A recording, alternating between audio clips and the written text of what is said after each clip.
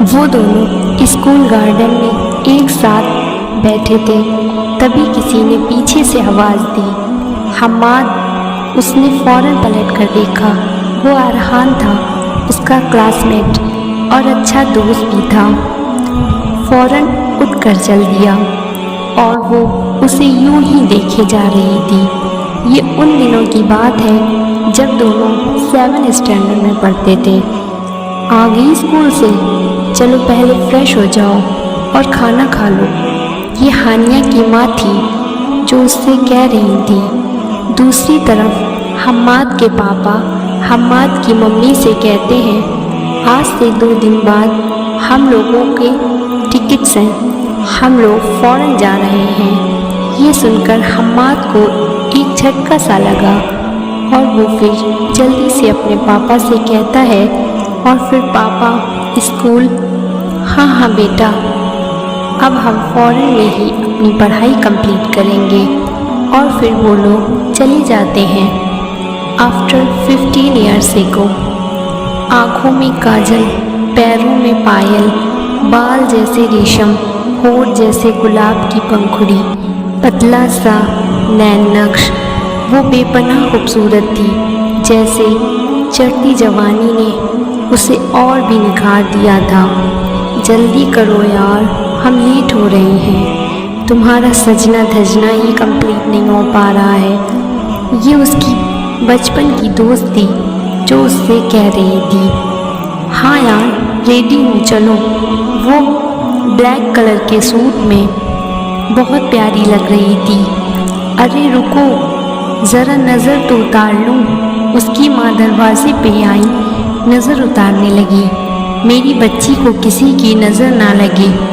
پھر وہ دونوں گاڑی میں بیٹھ کر چلی گئیں۔ یہ اس کی فرینڈ کی شادی تھی جو کہ اس کی کلاس میٹ تھی۔ آ گئی تم لوگ؟ مجھے تو لگا نہیں آؤ گی۔ ارے کیسے نہ آتی، میری اتنی پیاری دوست کی شادی جو تھی، آنا تو بنتا ہی ہے، جلدی سے ہانیہ نے کہا۔ بارات آ چکی تھی، سب لوگ ناشتہ کرنے میں بزی تھے۔ تبھی ایک وائٹ کلر کی کار گیٹ پر رکی اور اس میں سے ایک ہینڈسم نوجوان جو کہ دکھنے میں بہت گڈ لکنگ ہوتا ہے، گاڑی سے باہر نکلتا ہے اور گیٹ کے اندر آ جاتا ہے اور ڈائریکٹ دلہن کے پاس جاتا ہے۔ دلہن کے چہرے پر بہت تیز والی مسکراہٹ آ جاتی ہے اور وہ کس کے اسے گلے لگا لیتی ہے۔ تم آ گئے، مجھے تو لگا نہیں آؤ گے، اور آنٹی کہاں ہے؟ ہاں ہاں وہ بھی آ رہی ہیں، چلو بیٹا، کیسی ہو؟ ہاں ٹھیک ہوں، اور تم کیسی ہو؟ میں بھی ٹھیک ہوں، اور انکل کہاں ہیں؟ وہ بھی آتے ہوں گے۔ تبھی نتاشا نے زور سے آواز دی، ہانیہ۔ ہانیہ نے مڑ کے دیکھا، آتی ہوں، ان سے ملو، یہ ہے میرے کزن حماد، اور حماد یہ ہانیہ ہے میری بالکل پکی والی دوست۔ Nice to meet you. Nice to meet you too. رات کے قریب 11 بجے وہ باہر کھڑکی میں دیکھ رہی تھی حماد۔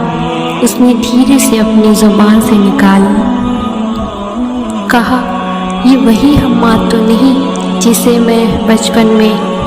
نہیں نہیں۔ پھر اس نے جلدی سے اپنا دھیان جھٹکا اور پھر اپنے بستر پہ جا کر سو گئی۔ اوف او، کتنی گندگی ہے، حماد کی ماں نے کہا۔ 15 سالوں سے گھر بند جو پڑا ہے، ڈسٹ تو ہونی ہی ہے نا، نواز صاحب نے کہا۔ چلو تم پریشان نہ ہو، کوئی نہ کوئی کام والے کا انتظام کرتا ہوں۔ حماد جیسے ہی اپنے روم میں جاتا ہے، وہاں اسے کچھ ملتا ہے۔ وہ پین دیکھ کے اسے کچھ یاد آنے لگتا ہے، بچپن کے وہ پل جو ان دونوں نے ساتھ بتائے تھے، ساتھ کھیلنا، ساتھ کھانا کھانا، اپنی ہر چیز ایک دوسرے سے شیئر کرنا، سب کچھ۔ اس نے دھیرے سے ہونٹ ہلا کر اس سے کہا اور اس کا نام گنگنایا، ہانیہ۔ وہ ایک دم بے تاب ہونے لگتا ہے۔ ہانیہ کہاں ہو تم؟ میں آ گیا ہوں، مجھے ہانیہ کو ڈھونڈنا ہوگا، جلد سے جلد ڈھونڈنا ہوگا۔ وہ پریشان ہونے لگتا ہے۔ یہ کہتے ہوئے وہ اپنے بستر پر جاتا ہے اور لیٹ جاتا ہے اور اپنی آنکھ بند کر لیتا ہے۔ کیا حماد اپنی بچپن کی دوست، بچپن کا پیار ہانیہ کو ڈھونڈ پائے گا؟ کیا دونوں کی محبت مکمل ہو پائے گی؟ جاننے کے لیے دیکھتے رہیے خوبصورت محبت چیپٹر